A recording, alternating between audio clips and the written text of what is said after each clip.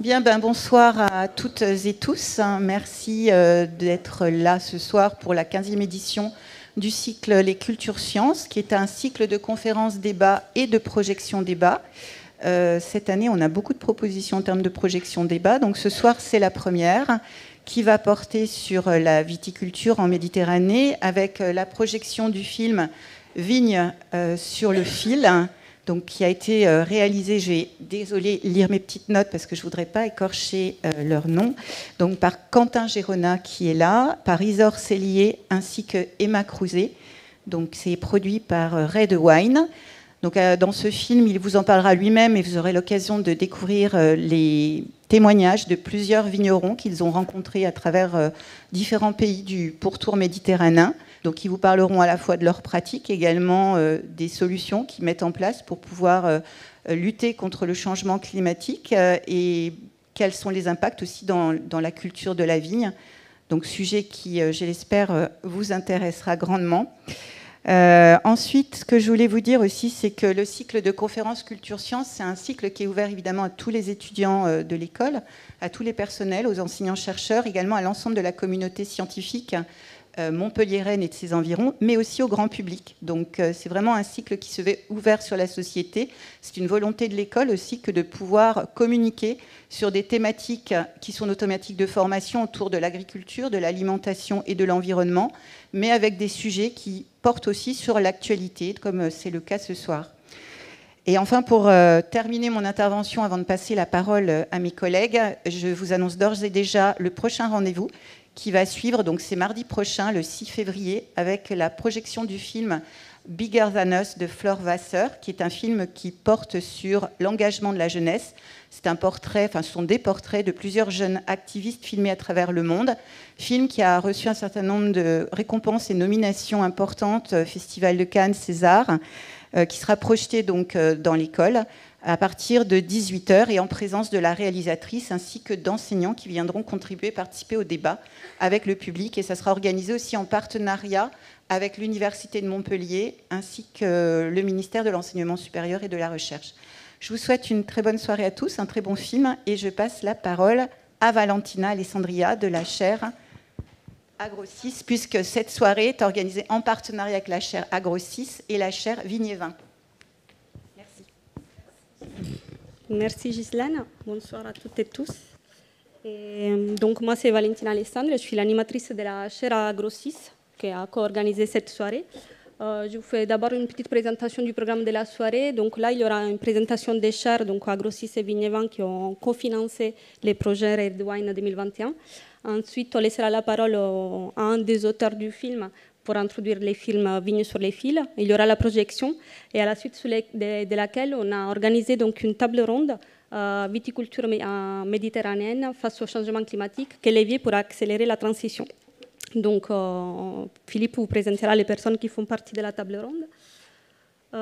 Pour revenir à la chaire Agro6, donc c'est une chaire partenariale qui est une structure mécénale portée par la fondation de l'Institut Agro et qui a comme mission en fait d'accompagner un collectif des mécènes dans la conception et dans la transition vers des agrosystèmes plus durables.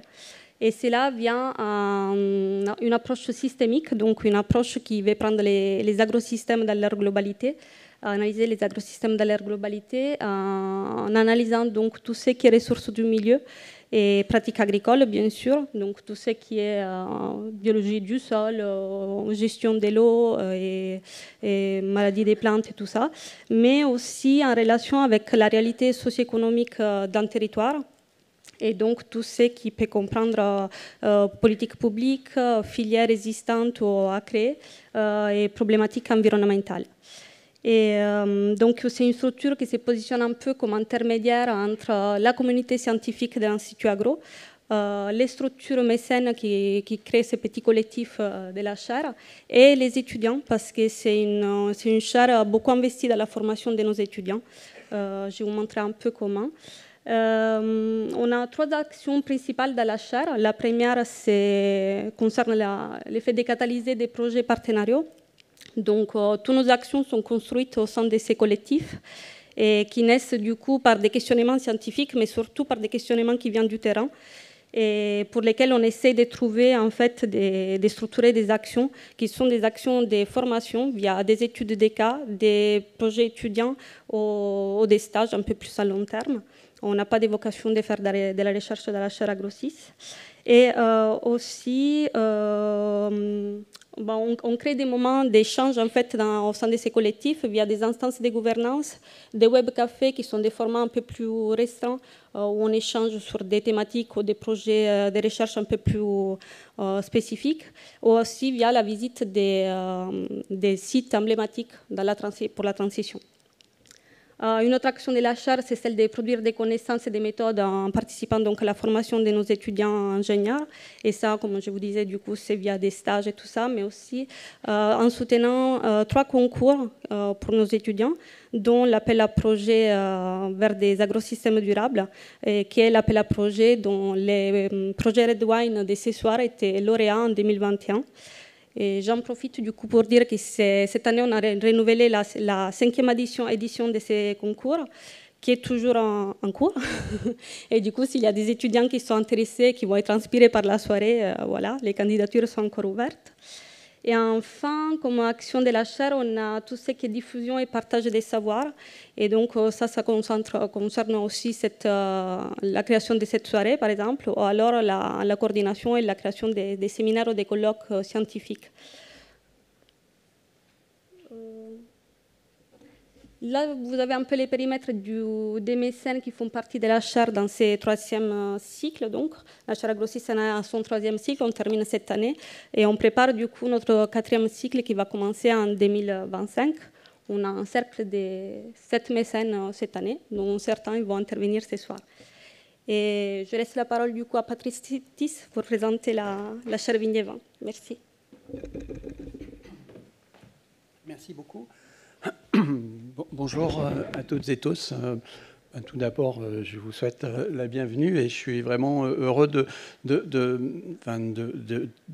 démarrer un petit peu cette soirée. On a, comme l'a dit Valentina, voilà, les chaires ont un petit peu contribué à permettre la réalisation de ce film et donc c'est un vrai plaisir aujourd'hui d'être là. Et donc, moi, je suis Patrice Tis, je suis chercheur INRAE et je suis membre du comité de direction de la chaire Vigne et Vin. Et donc, je vais vous présenter très rapidement un petit peu la chaire.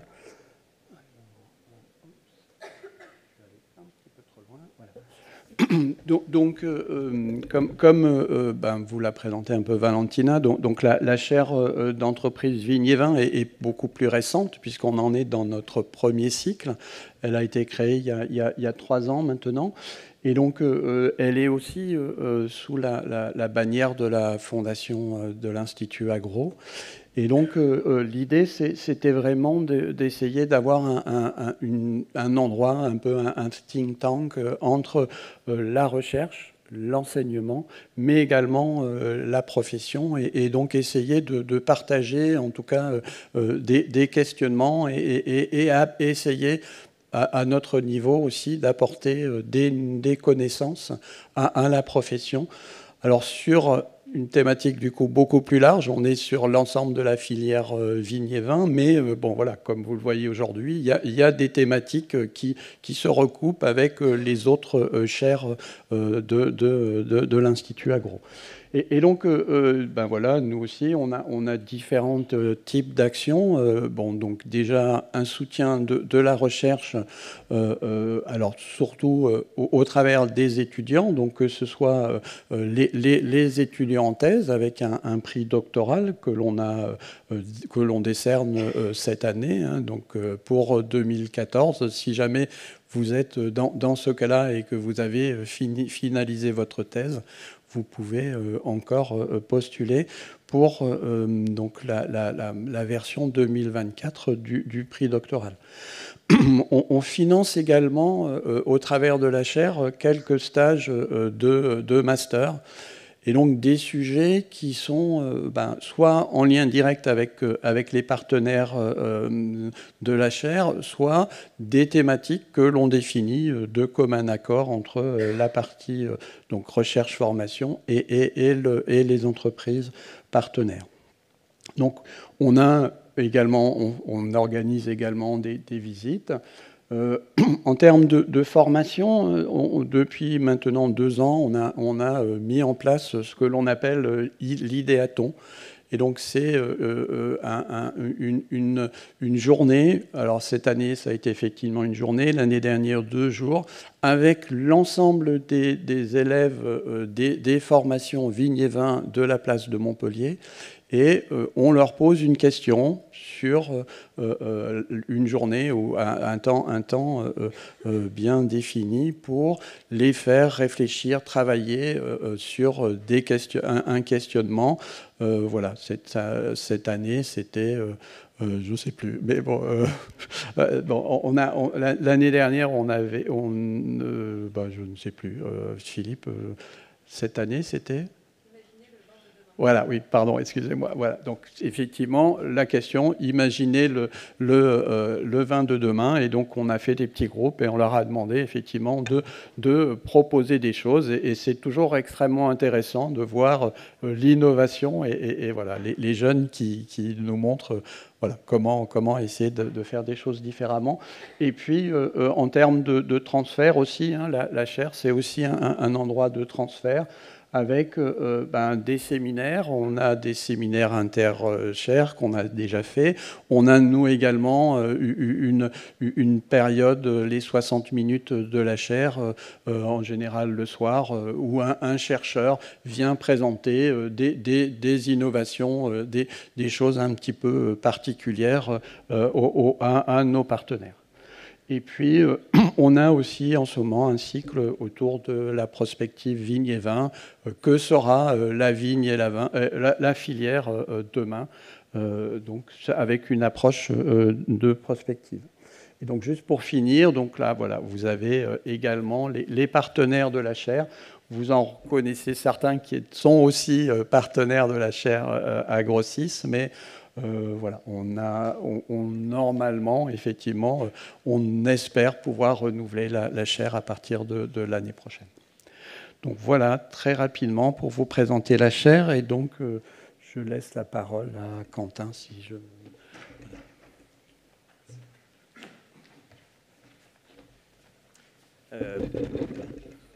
Bonjour. Du coup, moi, je suis Quentin Girona. J'ai participé justement à ce projet Red Wine 2021. Du coup, pour vous présenter globalement le projet Red Wine, c'est un projet étudiant qu'on a mené durant notre année de césure avec Emma, qui était originaire d'AgroParisTech, mais qui est venue faire son master, sa spécialisation viticulture-œnologie ici à Montpellier, et Isor, qui elle est partie en master vignes et vins à Dijon. Et on était tous les trois très préoccupés en tout cas, et on souhaitait faire vraiment avancer les choses vis-à-vis du changement climatique, vu qu'on sentait que, je ne vous l'apprends pas, mais le changement climatique s'accélère, et que les dynamiques pour pouvoir s'adapter justement à cela et même atténuer les effets du changement climatique sont des dynamiques qui sont relativement lentes, et surtout qui demandent d'avoir accès à de l'information. Donc pour expliquer globalement, notre objectif, c'était justement d'aller récupérer des informations dans des terroirs qui subissent déjà les effets du changement climatique. Les années précédentes, ça s'était focalisé sur l'Amérique du Sud, le pourtour méditerranéen français pour celle qui était juste avant nous.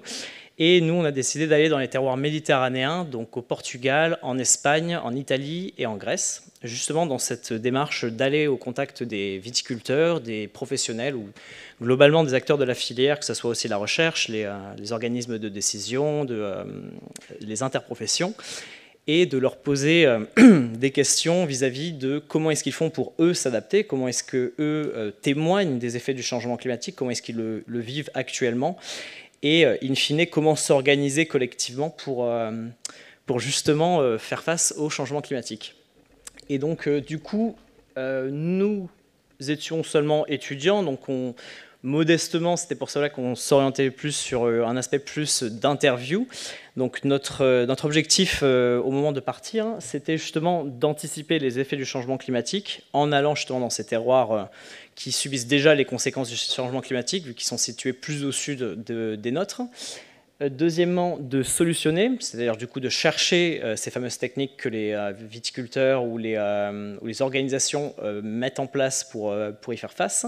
Et en tout dernier, de communiquer vis-à-vis de cela, donc sur 2 échelles en particulier. La première, c'était directement auprès des viticulteurs et des professionnels de la filière française pour témoigner justement de ces adaptations, et aussi de le partager auprès du grand public. Donc dans l'objectif de faire justement ce projet, encore une fois, on remercie la chaire Vigne et Vin et la chaire Agrosys qui justement nous ont soutenus financièrement durant ce projet et qui aussi ont pu être des très bons conseils pour nous donner des informations, pour nous mettre en contact avec certains autres chercheurs pour pouvoir mieux cadrer notre projet. J'ai perdu le fil de ma phrase. Mais oui, du coup, in fine, oui, on voulait justement témoigner auprès de ces acteurs, auprès du grand public, et c'est pour ça que justement nous sommes là pour vous présenter. Donc globalement, on a produit plusieurs types de documents. On avait prévu de faire justement des articles scientifiques, des fiches techniques, et de pouvoir partager ces innovations auprès des partenaires qu'on avait eus, et globalement toute institution qui serait intéressée par ce recueil de témoignages qu'on pouvait proposer.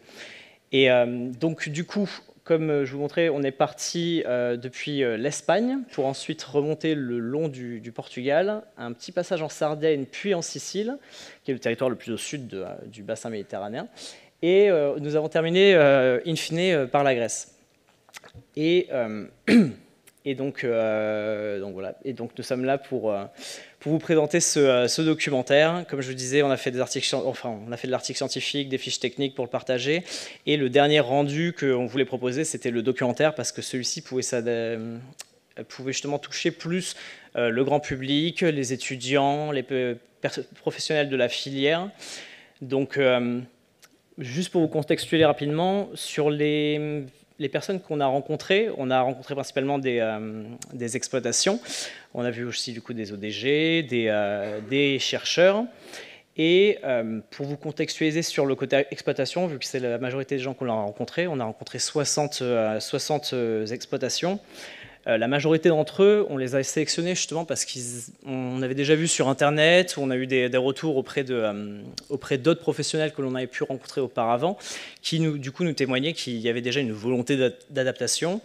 On a aussi voulu visiter certaines exploitations qui étaient plus en conventionnel pour aussi entendre leur point de vue, parce que c'est intéressant aussi de voir ceux qui pour l'instant n'ont pas encore totalement pris le chemin vers de l'agroécologie ou du bio, et c'est intéressant aussi d'avoir leur point de vue vis-à-vis de ça. Dans le film, c'est principalement du coup des personnes en biodynamie qu'on va vous présenter, mais on aura l'occasion de discuter de plus justement d'acteurs qu'on a pu voir, vu que le format du film a fait qu'on a dû faire des choix parmi les 60 acteurs. Donc, et on verra ça du coup sur la prochaine partie. Voilà. Merci beaucoup et bon film à tous.